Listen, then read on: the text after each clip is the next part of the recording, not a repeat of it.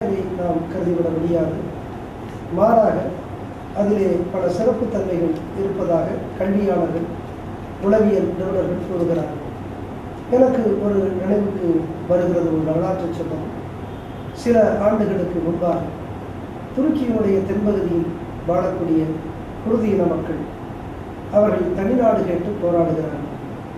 அப்படி போராடுகின்ற அந்த மக்களினுடைய தலைவராக அப்துல்லா ஒசாலன் விளங்குகிறார். அந்த போராட்டத்தினுடைய இறுதியில் அவர் கைது செய்யப்பட்டு நீதிமன்றத்திற்கு முன்பாக அவருக்கு மரண தண்டனை வழங்க எத்தனித்து அவரிடத்திலே கேட்கிறார்கள், உம்முடைய கடைசி ஆசை என்னவென்று. அந்த குர்து இன மக்களினுடைய போராளியாக ஆயுத போராட்டம் ஏந்தி ஆயுத போராட்டத்தை நடத்திய அப்துல்லா ஒசாலன் அந்த நீதிமன்றத்திலே சொன்ன வார்த்தை, அவருக்காகவோ அவருடைய குடும்பத்திற்காகவோ வாழ்வளிக்க வேண்டும் என்று அல்ல, மாறாக அவருடைய கோரிக்கையினுடைய மிக முக்கியமான ஒன்று, அவர்கள் குர்து இன மக்கள் வாழக்கூடிய துருக்கி பகுதிகளிலே அவர்கள் மொழியிலே அவர்களுடைய பகுதிகளிலே இருக்கக்கூடிய கல்விக்கூடங்களில் கல்வியை அவர்களுடைய பிள்ளைக்கு அளிக்கக்கூடிய ஒன்று. அது என்னை மிகவும் ஒரு ஈர்த்த ஒரு நிகழ்வாக நான் கருதுகிறேன். அதாவது எந்த சமூகமும் அந்த சமூகத்தினுடைய தாய்மொழியில் கல்வி கற்கின்ற பொழுது அது உணர்வுபூர்வமானதாக மட்டுமே அல்லாமல் அது சிந்தனை ஆற்றலை வளர்க்கக்கூடிய ஒன்றாக திகழ்கிறது என்பதை கல்வியாளர்களும் உளவியல் நிபுணர்களும் பல நேரங்களிலே சுட்டி காட்டியிருக்கிறார்கள். நிச்சயமாக இந்த நிலை நம்முடைய தாய் தமிழகத்திலே தமிழ் மொழியிலே கல்வி அளிக்க வேண்டும், தாய்மொழியிலே கல்வி அளிக்க வேண்டும் என்கின்ற அந்த கோரிக்கைக்கும் பொருந்தும்.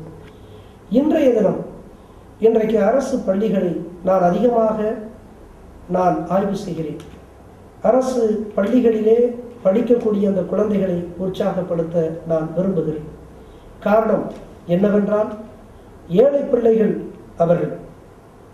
அரசு பள்ளிகளிலே படிக்கக்கூடிய குழந்தைகளிலே பெரும்பான்மையானவர்கள் எல்லோருமே ஏழைகளிலும் ஏழைகள். எனவே அவர்களை நேசிப்பதனுடைய ஒரு அம்சமாக நான் அரசு பள்ளிகளுக்கு சென்று அவர்களை உற்சாகப்படுத்துகிறேன், ஊக்கப்படுத்துகிறேன். அது மட்டும் காரணம் அல்ல, அதற்கு மேலான ஒரு காரணம், அரசு பள்ளிகளிலே பெரும்பான்மையான மாணவர்கள் தாய்மொழியான தமிழ் மொழியிலே அவர்கள் கல்வியை பெறுகிறார்கள். நான் மிக ஆழமாக யோசிக்கிறேன், எண்ணுகிறேன். இன்றைக்கு தமிழை அடுத்த தலைமுறைக்கு யார் கொண்டு செல்கிறார் என்று பார்த்தால் அறிவுஜீவிகள் இல்லை, எழுத்தாளர்கள் இல்லை, அரசியல் தலைவர்கள் இல்லை, கவிஞர்கள் இல்லை. மாறாக அடுத்த தலைமுறைக்கு எம்முடைய இணையற்ற தமிழை யார் எடுத்து செல்கிறார் என்று சொன்னால் அரசு பள்ளிகளிலே படிக்கக்கூடிய எம்முடைய ஏழை பிள்ளைகள் தான். எனவே தமிழை நேசிக்கக்கூடிய ஒரு அம்சமாக நான் இந்த ஏழை பிள்ளைகளை உற்சாகப்படுத்ததான் நான் அரசு பள்ளிக்கு செல்லுகிறேன். எனவே நிச்சயமாக தாய்மொழியிலே தமிழ் மொழியிலே கல்வி பெறுபவர்கள் சாதிக்க முடியும் என்று நான் நம்புகிறேன். இன்றைக்கு வெளிநாட்டுக்கு சென்றிருக்கக்கூடிய பல பேர் கல்வியாளர்கள், அவர்கள் பல தளங்களிலே அவர்கள் பணியாற்றினாலும் பெரும்பான்மையானவர்கள் அவர்கள் தாய்மொழியான தமிழ் மொழியிலே கல்வி கற்றவர்கள் என்பதை மறுக்க முடியாது. இன்றைக்கு நிர்வாகத்திலே ஜொலிப்பவர்கள், பிரகாசிப்பவர்கள் பெரும்பான்மையானவர்கள் அவர்கள் தமிழ் வழியிலே தான் படித்திருக்கிறார்கள் என்கின்ற உண்மையை நாம் உணர வேண்டும்.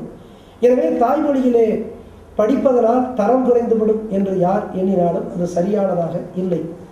அதே நேரத்தில் நான் விரும்புவது, நம்முடைய தமிழ் மொழியிலே கல்வி கற்பது ஒரு நிலையில் இருந்தாலும் ஆங்கிலமோ அல்லது நம்முடைய வளர்ச்சிக்கும் முன்னேற்றத்திற்கும் எந்த மொழி உதவுகிறதோ அந்த மொழிகளை நாம் நிச்சயமாக கற்க வேண்டும் என்று நான் விரும்புகிறேன்.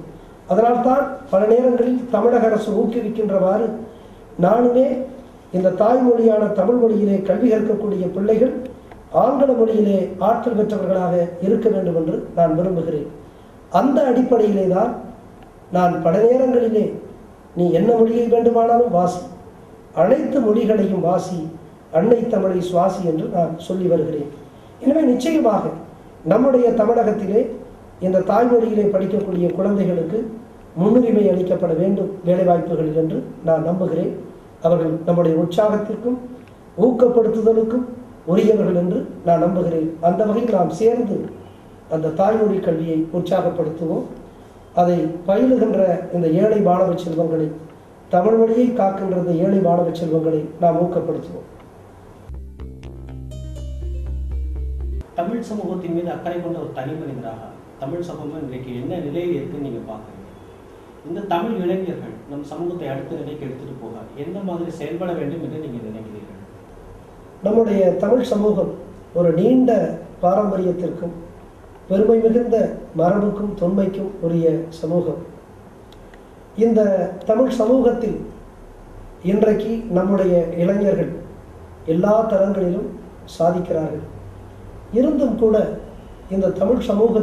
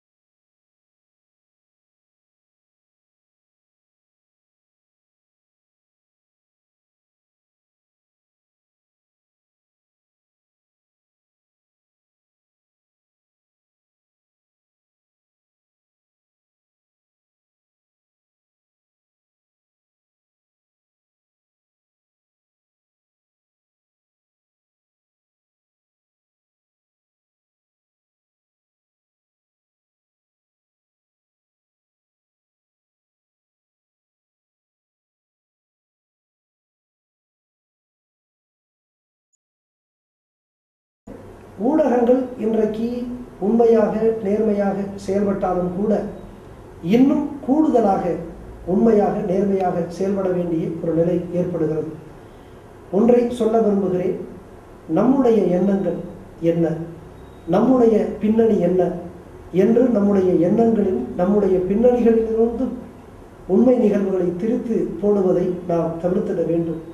உண்மையை உண்மையாக மக்களிடத்திலே சமூகத்திலே எடுத்துச் செல்வதுதான் ஊடகத்தினுடைய நேர்மையான பணி என்று நான் கருதுகிறேன். ஐயா, இதுகாலம் உங்களது எண்ணங்களையும் சிந்தனைகளையும் எங்களுக்கு வழிகாட்டுதல்களையும் எங்களிடம் பகிர்ந்து கொண்டமைக்கு உங்கள் பணிச்சுமைக்கு இடையும் எங்களுக்கு நேரம் ஒதுக்கி தந்து இந்த நேர்காணலை வெற்றி பெற செய்த தங்கள் எங்களுக்கு பணிவான நன்றி, வணக்கம். இந்த பேட்டி மூலமாக நம்முடைய தமிழ் உறவுகளை நாம் சென்றடைவதற்கு ஒரு அரிய வாய்ப்பு கொடுத்தமைக்கு உங்களுக்கு என்னுடைய நன்றி.